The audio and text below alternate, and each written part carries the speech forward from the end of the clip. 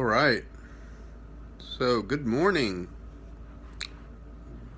It is Facebook Live, and it is February the 15th on a Wednesday morning, and it's 8:45 or so pretty close to that. So, it's time for our morning devotion. So, today we're going to be finishing up Psalm 25.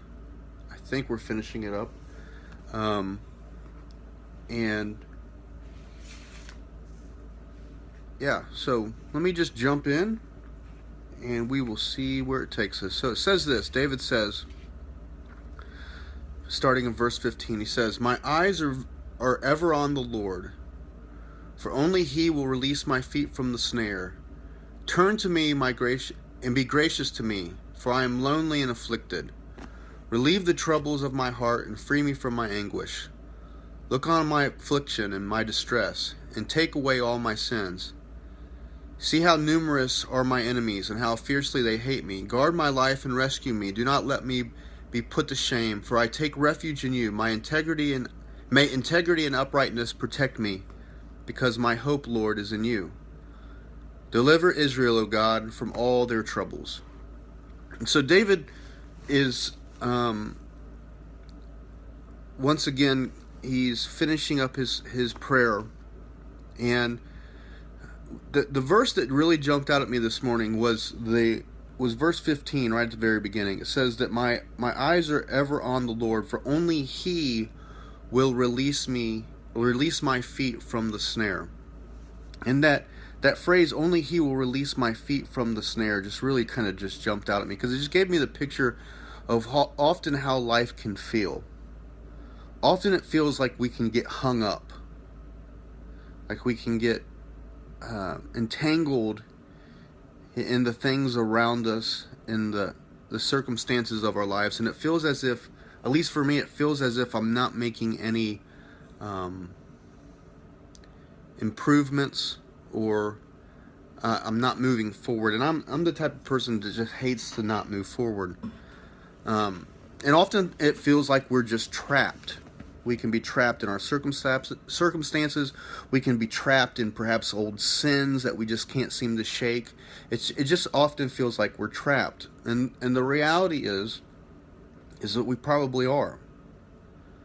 Is that as sinners, as we talked about yesterday, we're entangled, we're entrapped in sin, and there's nothing that we can really do. It's not that we can get ourselves out of it.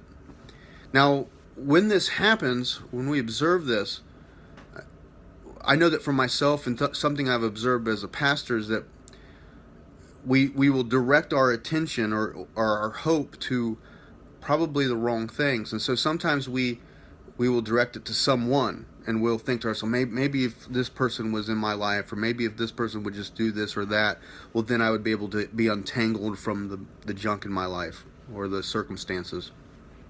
Sometimes we direct it to a thing. So, like, if I could just get this next car, or if I could get this next promotion, or if I could just get those new shoes, well, then it would feel like there was some progress going on in my life. Sometimes we direct it to someday, in the sense that maybe one day when we get it all together, maybe one day when the kids have grown up and are out of here, we'll be able to keep this house clean, or something like that. Or sometimes we direct it to a place, somewhere, in the sense of, I often hear people say things like, "I just got to get out of Franklin. Like, it's falling apart around here. I just got to get out of here." And the reality is that when we feel entangled, we want to direct our attention to someone, something, someday, or somewhere. But what David does is he directs his attention to God. It says, "My eyes are ever on the Lord." And that instead of looking to someone or something or somehow or someday, somewhere, we need to direct it to the Lord. Direct our attention, because he's the only one that can release us from the snare. He's the only one that can set us free. He's the only one that can mend the wounds of our lives, and and direct us into the right paths. David says in verse 21 that may integrity and uprightness protect me because my hope, Lord, is in you. He says that the things that's going to hold him together as he's waiting is his integrity and his uprightness, in the sense that he's going to continue to obey the things that God's called him to. And the word there, because my hope, in other ways it's been translated simply because I wait for you, Lord. And so perhaps for you it feels like you're entangled. How do we navigate that? We realize that we've been set free through Jesus. We allow our integrity and our uprightness, our faithfulness to protect us.